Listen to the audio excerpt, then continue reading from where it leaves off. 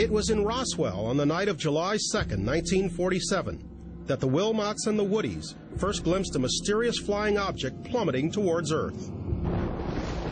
75 miles northwest of town, rancher W.W. Mac Brazel awakened to an ear-splitting explosion. The next morning, he mounted up his horse and set out to investigate. The plain-spoken 49-year-old cowboy had no idea that he was about to ride into history and into one of the most perplexing mysteries of the 20th century.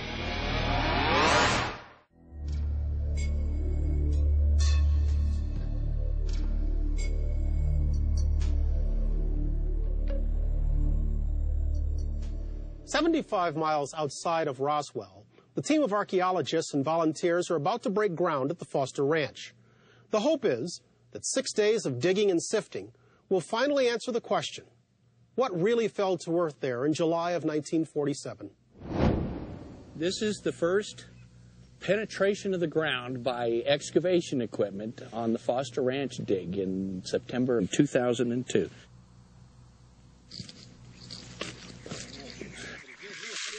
Okay, dishpan. And you find weird-looking things and you put them on the side.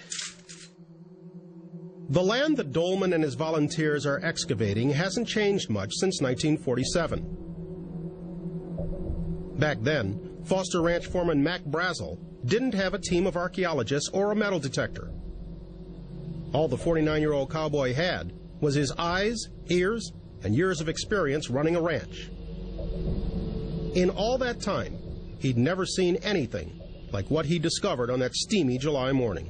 The whole thing had the appearance of something that had blown up high in the air and then fallen down.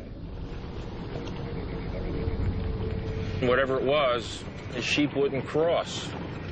So he had to divert them a mile around for them to water. The strange wreckage that Brazel discovered spanned an area 300 yards wide by a mile long. That parcel of land, known to investigators as the debris field, is where some believe an extraterrestrial craft blew apart and fell to Earth.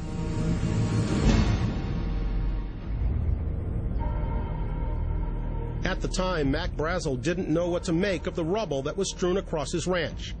He grabbed some smaller pieces of the material and showed it to some neighbors. Like Brazel, they'd never seen anything like it. It's a piece of what we call memory metal. You can't cut it, scratch it, burn it, or deform it in any way. It will always return to the flat surface. Brazel would visit one of his neighbors at that time, Sally Tetralini. And as he would pull from his leather chaps a piece of that very material, and before her eyes as he would crumble it and open his hand and back and forth, and she would watch as it would always smooth right out. And her lasting impression was, even from that very moment, wouldn't it be great if clothes could be made of such material so I would never have to iron again? One of my favorite Roswell witnesses, what he said was, I never seen nothing that was so thin and so light, but you couldn't bend. I says, God Almighty, what the hell is this? And that's the essence of it. God Almighty, what the hell is this?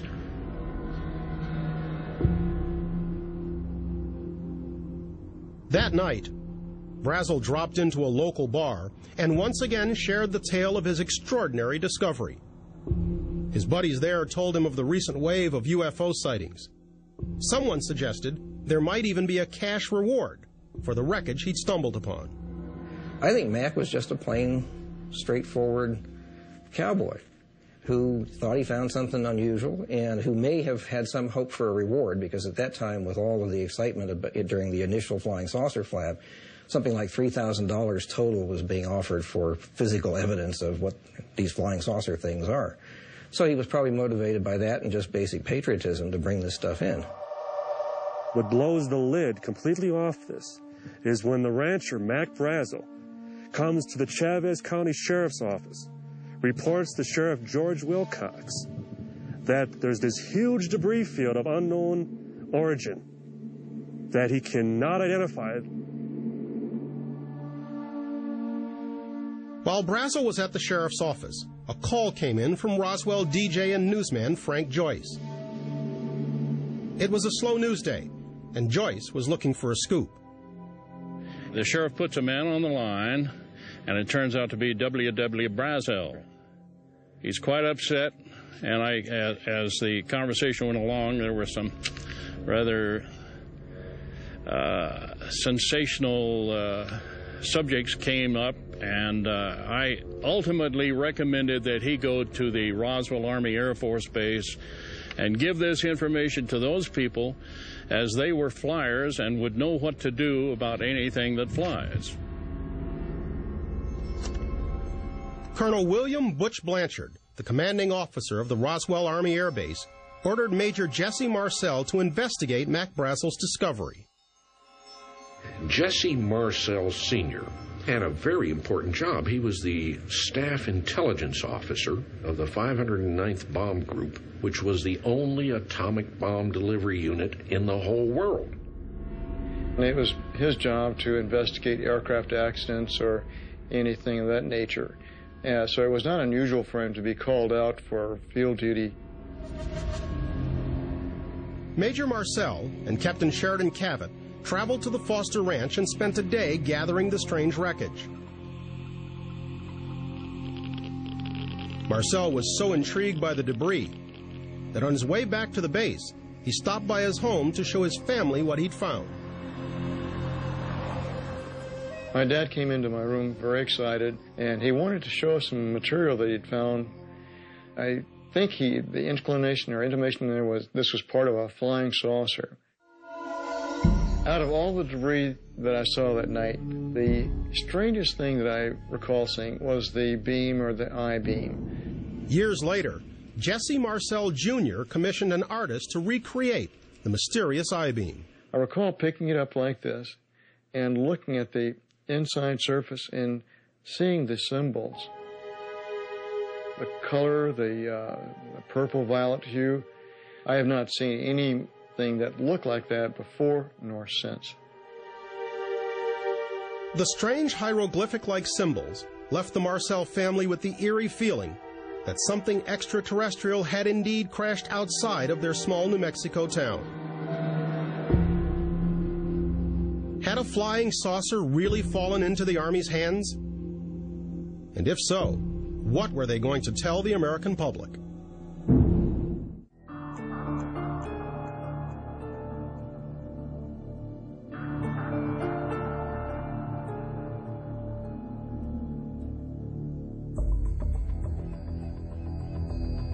Day 5 of the Roswell crash excavation. Archaeologists and volunteers are taking soil samples from every sediment layer and bagging and cataloging humuos, hoping they may be pieces of extraterrestrial debris. With each new find, however, head archaeologist Bill Dolman steps up precautions to keep the dig site secure. One of my main missions here was to ensure the integrity of this entire operation. If debris comes out of here, we don't want anybody able to say that the site had been salted. Salting is a term for putting things in the site to make it seem as if they were there when they really weren't there. That's why there was security out here, to make sure that nobody disturbed it.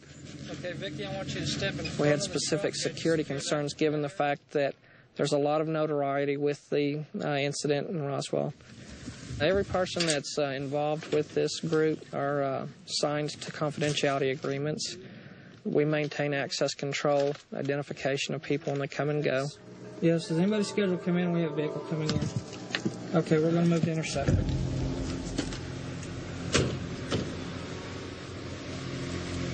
You guys have permission to be out here? Yeah, we're their photographers. You have some identification on you, sir. Right. You have a photo ID. You need something with your picture on it. Captain Scott, security to Bill or Larry. Come in, please. You have to maintain